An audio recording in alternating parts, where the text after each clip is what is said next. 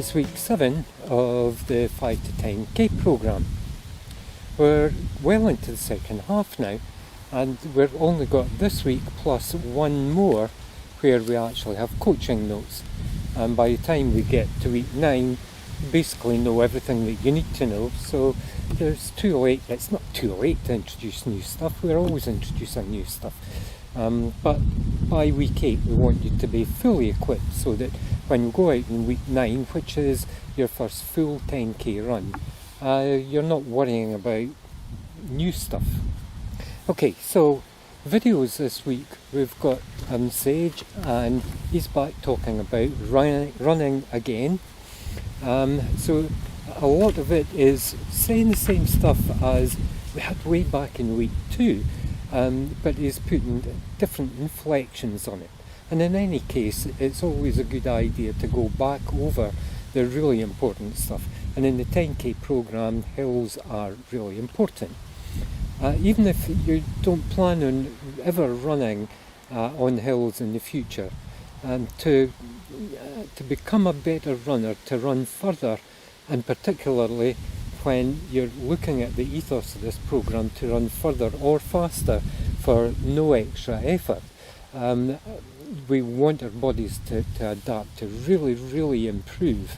And running hills is speed work in another name.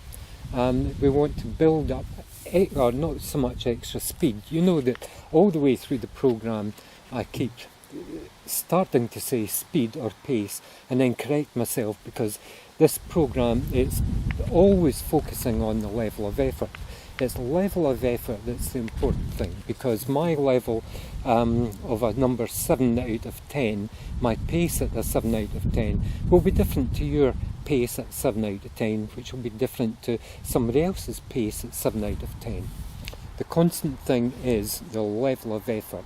It's not speed that makes you a better runner, it's the level of effort that makes you a better runner and makes you able to run further or faster for little or no extra effort. Your body adapts to the extra load of the additional effort. Okay, so what does Sage say? He says, well, you consider the steepness or gradient of the hill. Look at the elevation profile. We've talked about elevation profiles many times in the programme. Look at the route on a map and map the elevation profile onto the lines on the map. Ordnance Survey maps, they have a line every 10 metres that you go above sea level, and you can work out how the terrain changes and where you're going to have steeper or shallower and longer uphill sections and downhill sections. We talked in week 5 or 6 about making sure that the routes, the training that you do for any particular session meets objectives, and your objectives are probably going to be what your long-term objectives are. You're training for a 10k race, or a half marathon maybe eventually, or a full marathon in a couple of years' time. For the length or duration of a run, learn to pace yourself. One of the big things that we find, particularly at parkrun, is people will get halfway through or maybe a third of the way through and they just run out of steam because they've gone out too quickly to begin with. So you can either go for it from the beginning and try and maintain that pace and accept that you're going to slow down, or you might go out a little bit less effort and gradually build up as you go along, saving something in the tank for when you're going to do that all-important sprint finish. What kind of surface are you going to run on? Is it going to be firm, loose? Is it going to be dry, wet? Is it going to be muddy? Is it going to be rocky in winter time? Is it going to be snow, or is it going to be ice? So think about these things and find a place that you can practice running in those same conditions. Okay, so Holly from the Run Experience. I'm not sure if we've come across Holly before in the programme. Holly is one of my favourite coaches. She has a body shape that isn't what you would immediately perceived to be that of a runner. But she is a fantastic runner, which goes to show body shape has nothing to do with how well you can run, or indeed if you can run at all. So Holly is going to look at solving the problem of why you feel tired after just a short part of a run. And she talks about this problem about going out too fast too soon. You need to be able to gauge how much effort you're putting in now and how much you need to keep in the tank for later on. Not thinking about pace. Holly is taking the same approach as we are. She's not saying how fast you're going, it's how much effort that you're putting in. It's effort, not speed, that tires you out. So for a long run, which she considers 45 minutes or more, which is the kind of runs that we are doing now that we're up to 8, 9, 10 kilometres, that's going to take 45 minutes for most of us. Try to use as little effort as possible. So she says about a 4 out of 10. Now in previous weeks I've been saying conversational pace would be maybe about a 5 or a 6 out of 10. Holly says think about it as a 4 out of 10. But she then goes on to explain the talk test. We've come across that many times in the last few weeks. She also talks about the breathing test, which I haven't mentioned before. The breathing test is whether you can breathe in only through your nose without breathing in through your mouth. She talks about interval runs. So intervals we talked about last week, and we'll talk about these again next week when we talk about high intensity interval training. She's talking about putting in extra effort, but only for short bursts, for short periods. So you should be going all out. I've been saying maybe about an 8 out of 10, 9 out of 10 perhaps, but really about 8 out of 10. Tempo run, maybe about a 7 out of 10. An up-tempo run, maybe about a 7 out of 10. She says go all out for it. It should be uncomfortable. That's absolutely true. To get the maximum adaptation in your body, you have to either be uncomfortable because you're putting in too much effort, or uncomfortable because you're putting in a very low effort. This thing we've mentioned many times throughout the programme, the mediocrity of the middle. Running along at your cruising pace, it will build a bit of distance in time, but it's the hard way of doing it. You want to go at that conversational pace. Holly's 4 out of 10, my 5, maybe 6 out of 10. But the key thing is, Mary had a little lamb. How much can you speak? We want to be able to say the whole of that without having to, not the whole of it without pausing for breath, but without having any undue breathing stress on it. So the talk test, when you're going all out, you should only be able to get 1 or 2 words, maybe none between breaths. But you can do that, she says, safe in the knowledge that you only have to maintain that level of effort for a short time. So a typical hill rep would only be 20 to 30 metres. So you can do that in, let's say, 20 seconds, 30 seconds, something like that. It's not something that you're going to have to keep up for 20 or 30 minutes. So bite the bullet and just go for it. Work really hard, and then your body is going to react to that and say, whoa, wait a minute, there's something new going on here, and it's going to prompt your body to create the neural pathways and the nerve channels, all these things that help your body to cope with additional effort in a longer period. Now, there is an additional resource this week.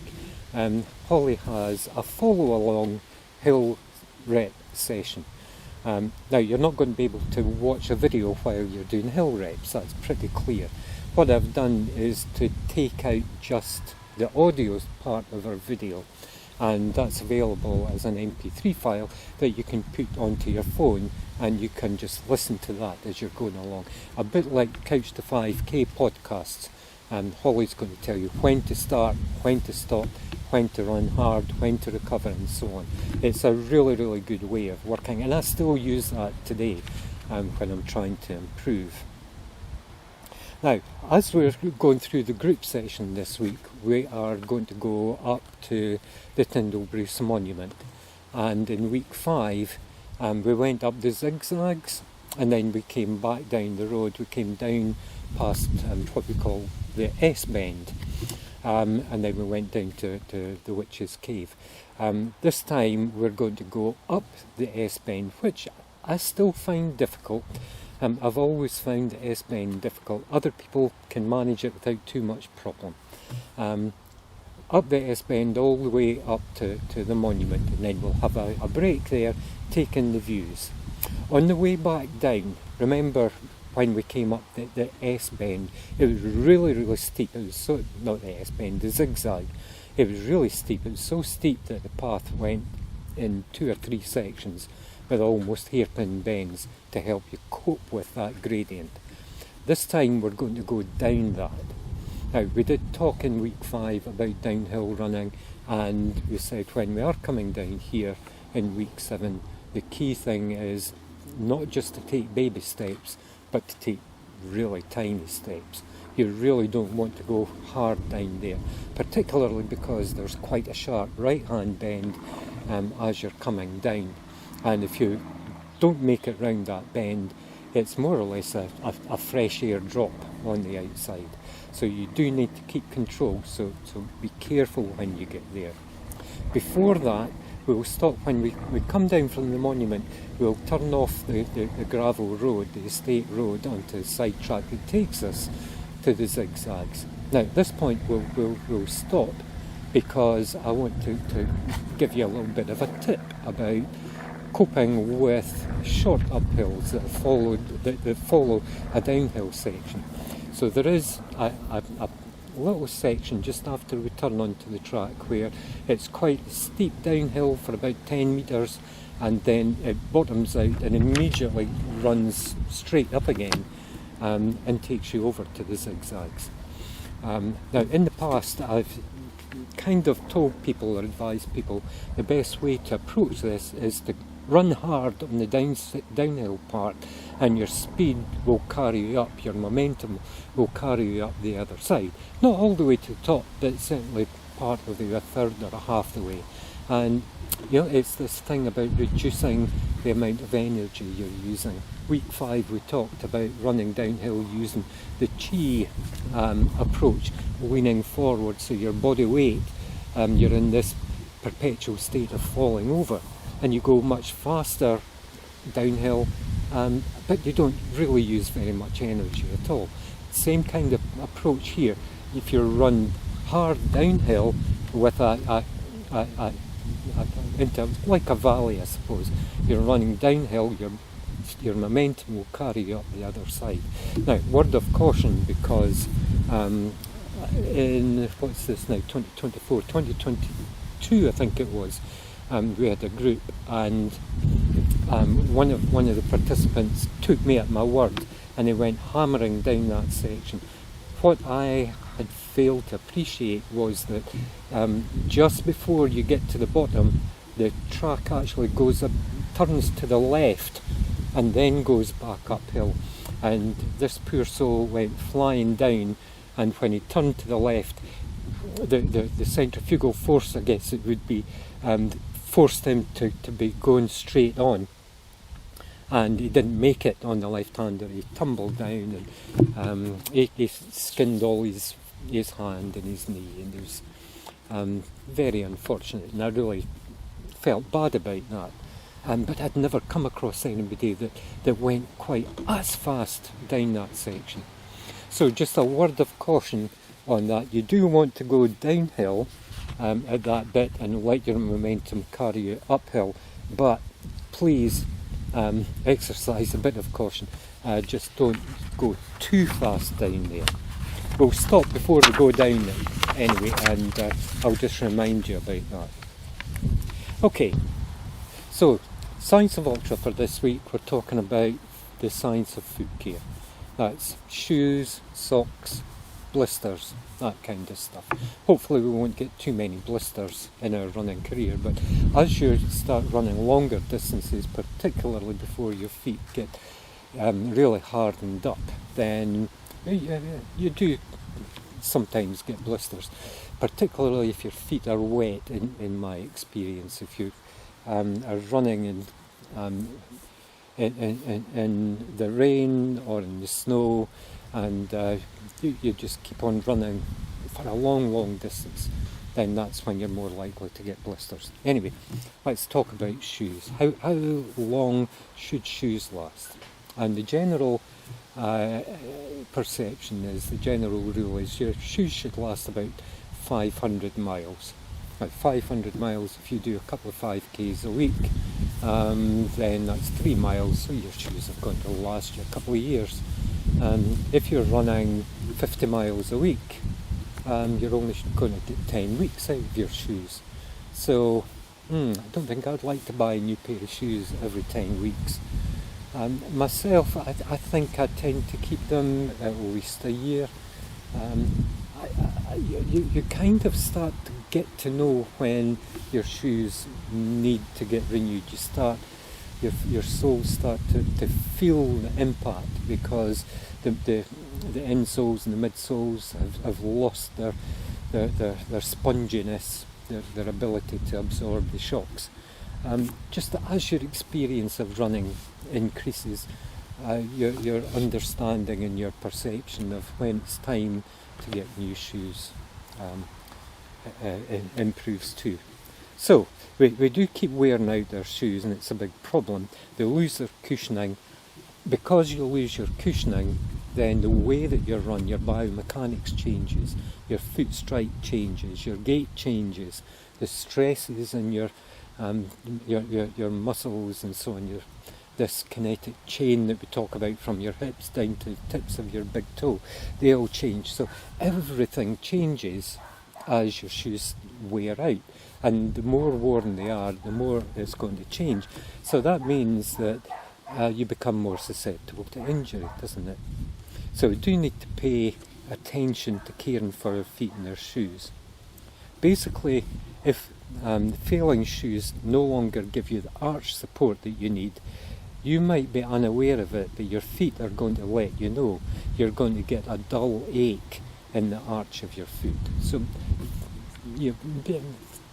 I was going to say listen out for that. You're not going to listen out for it, but just be aware of it. And when you start to feel that things aren't as comfortable as they used to be, then it's time to maybe think about starting to do them.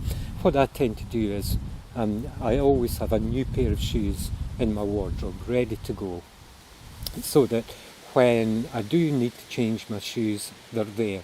I don't then have to go online and start looking about for the best bargains. I can buy a bargain when I see it.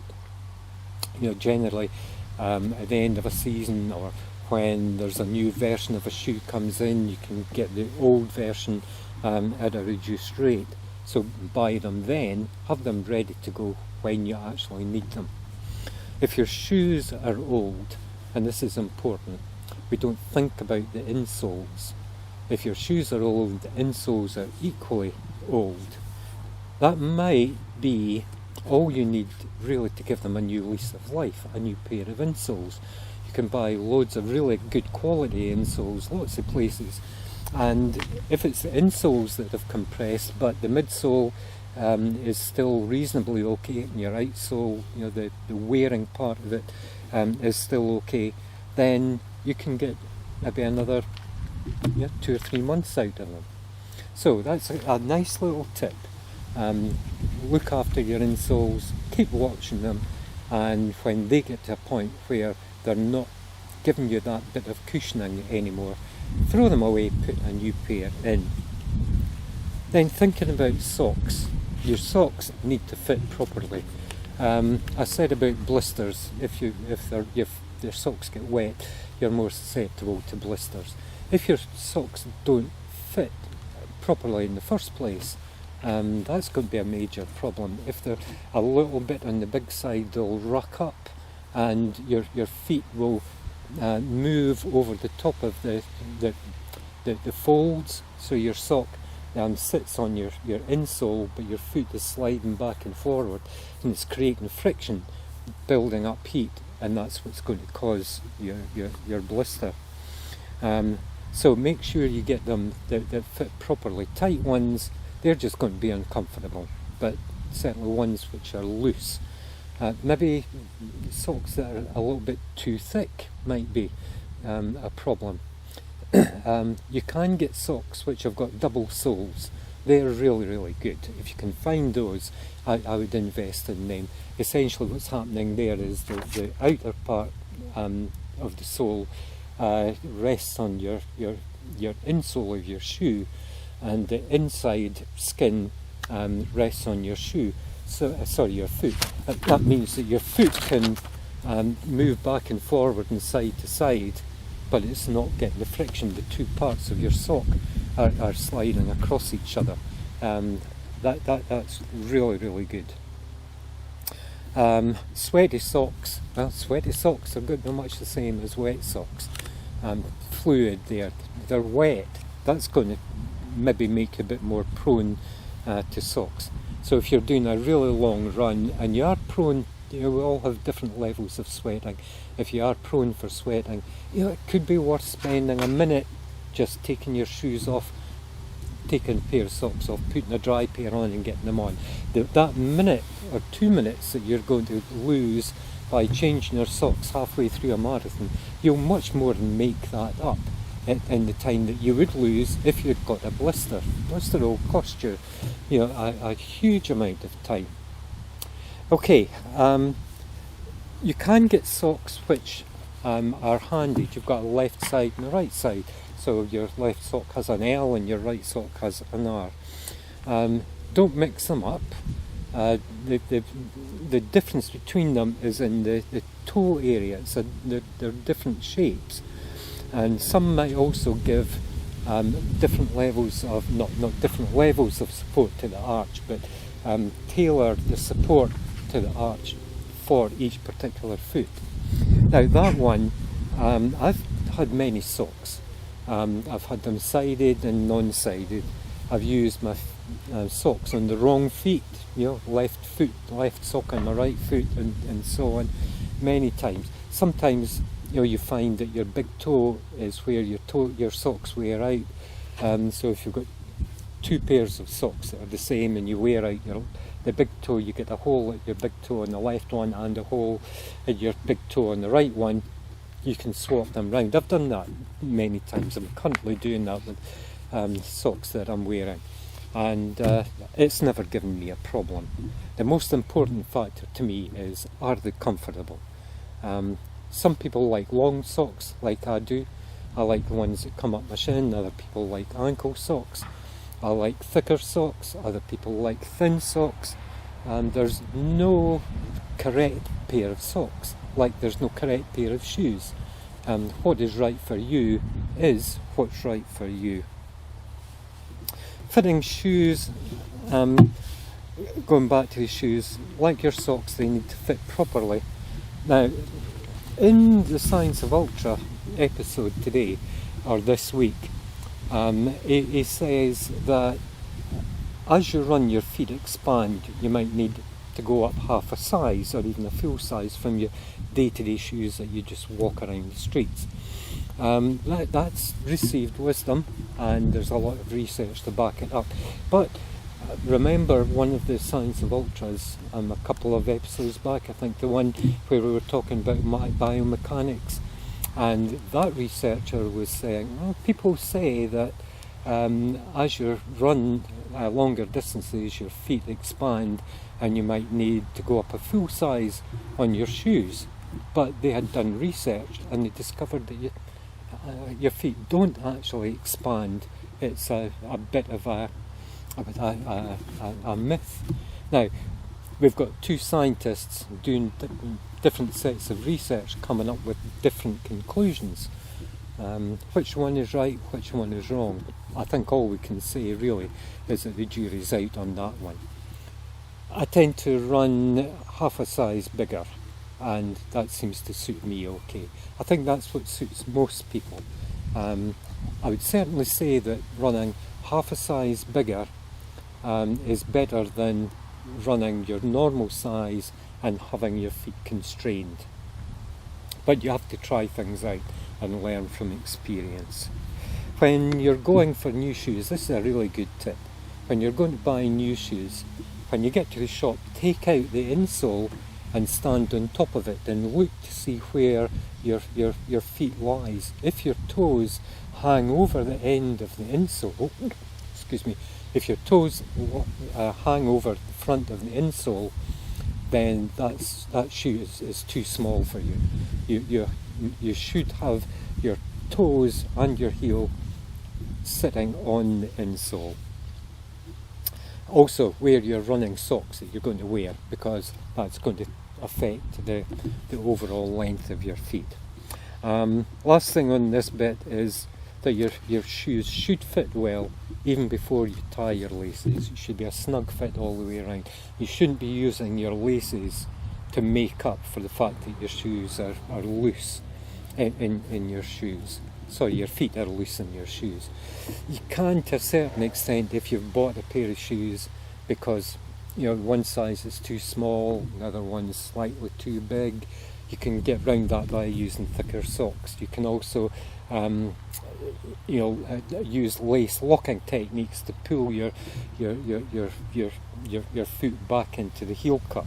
But ideally you want your shoe to feel nice and snug all the way around.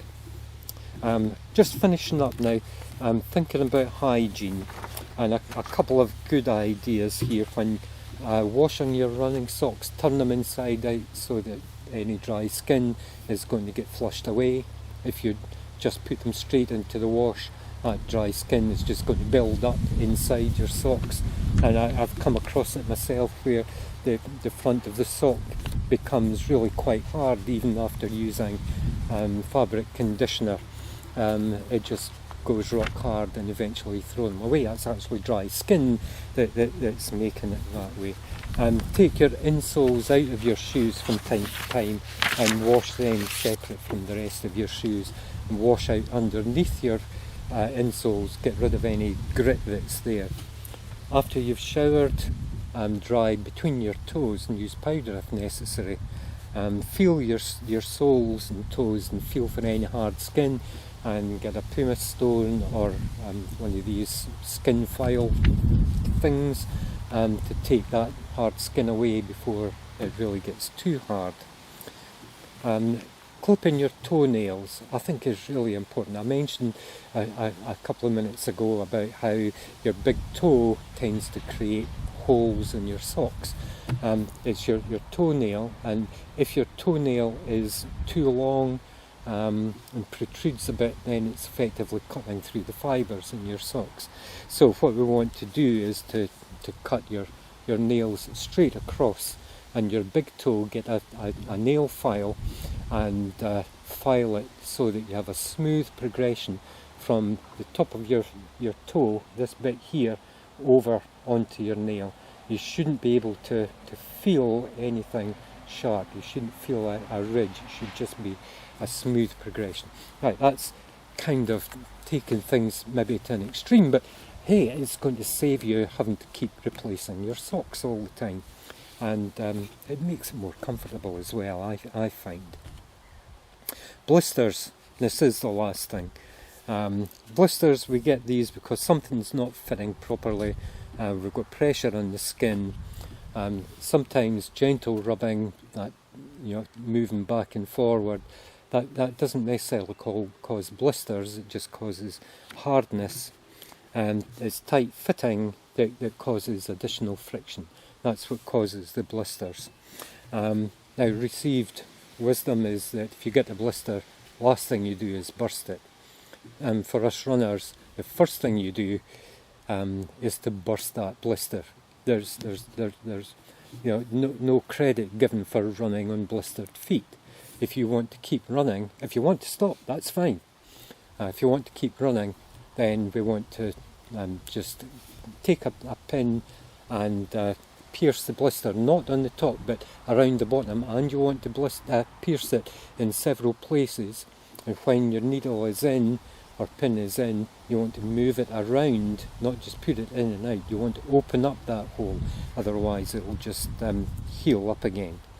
So we want to let that the fluid of the blister drain out. If you're prone to blisters, then you want to get some moisturising gel or something and put that between your toes or wherever it is that you feel susceptible to blisters. Biggest problem is that if you get a blister under the skin, it can be hard to, under hard skin, it can be difficult to treat. How can you pierce that if you've already got hard skin there? So yes, soft skin is definitely the best. Okay, so there we are. That's coaching notes for week 7. So it's a hard run up to the Tyndall Bruce Monument, but it's a good run on the way back down again. Just remember not to go too hard at the bit where we say run down, keep your momentum going to go up the other side, and then enjoy going down the zigzags. Okay, see you out there.